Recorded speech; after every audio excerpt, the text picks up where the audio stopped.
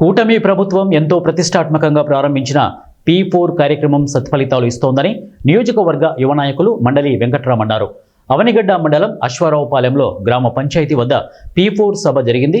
ఈ సందర్భంగా గ్రామంలోని 5గురు నిరుపేద ఎస్టీ మహిళలకు P4 కార్యక్రమం కింద సర్పంచ్ పండ్రాజు, నాగవెంకట లంకమ్మ ప్రసాద్ ఆర్థిక సహాయంతో నూతన కుట్టు మిషన్లు అందజేశారు. ఈ సందర్భంగా ముఖ్య అతిథి మండలి వెంకట్రామ్ మాట్లాడుతూ రాష్ట్రంలో పేదరిక నిర్మూలన ధ్యేయంగా పేదల అవసరాలు గుర్తించి తీర్చే దాతల సహాయాన్ని వారికి చేర్చడంతో పాటు ప్రభుత్వ పరంగా ఆయా బంగారు కుటుంబాల పురోగతికి కృషి చేయడమే ఈ కార్యక్రమం యొక్క ముఖ్య ఉద్దేశమని వారు అన్నారు. నియోజకవర్గ ప్రత్యేక అధికారి పెనుముడి సాయిబాబా మాట్లాడుతూ రాష్ట్ర ముఖ్యమంత్రి చంద్రబాబు మానస పుత్రికగా P4 ప్రోగ్రాం రాష్ట్రంలో అమల్లోకి వచ్చిందన్నారు. P4 ఫలాలు సద్వినియోగం చేసుకొని నిరుపేదలు పేదరికాన్ని జయించాలని అన్నారు.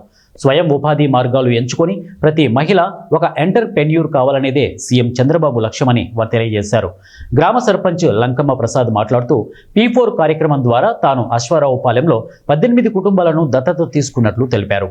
అవనిగడ్డలో తమ విద్యానికేతన్ విద్యా సంస్థ తరపున 10 కుటుంబాలను దత్తత తీసుకున్నట్లు కూడా వారు తెలియజేశారు.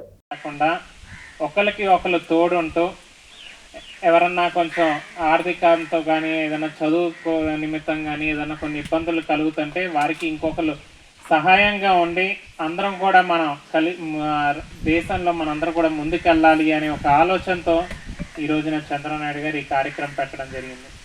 దానిలో భాగంగా ఇవాళ అసరేపాలెం మన సర్పంచ్ గారు ఇక్కడ 18 కుటుంబాలని ఇక్కడ మన ఎస్టీ కాలనీలో కుటుంబాలని దత్తత తీసుకుంటాం.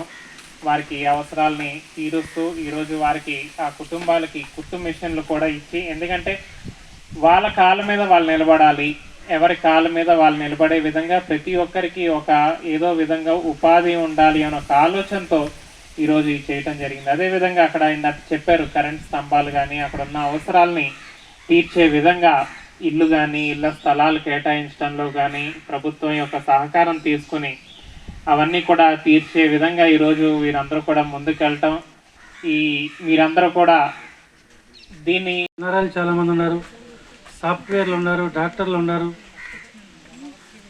అంతేకాకుండా టీచర్లు అత్యధికంగా ఉన్న విలేజ్ మన నియోజకవర్గంలో అశ్వారావుపాలెం. దానికి ఒక ఉదాహరణ ఏంటంటే మొన్న ప్రకటించిన డిఎస్సిలో మన అశ్వారావుపాలెం గ్రామం నుంచి 14 మంది టీచర్లకి సెలెక్ట్ అవ్వడం జరిగింది. ఇక్కడ ఒక చిన్న గ్రామంలో 14 మంది టీచర్లు సెలెక్ట్ అయ్యారు. అన్ని సబ్జెక్టులు ఉన్నారు, సోషల్ అసిస్టెంట్ ఉన్నారు, మ్యాథ్స్ ఉన్నారు, పిఎస్ ఉన్నారు, ఇంగ్లీష్ ఉన్నారు, పీఈటీలు ఉన్నారు, ఎస్జిటీలు ఉన్నారు. అత్యధికంగా అంటే ఆల్రౌండర్ అన్ని సబ్జెక్టుల్లోనూ మన గ్రామంలో జాబులు రావడం జరిగింది.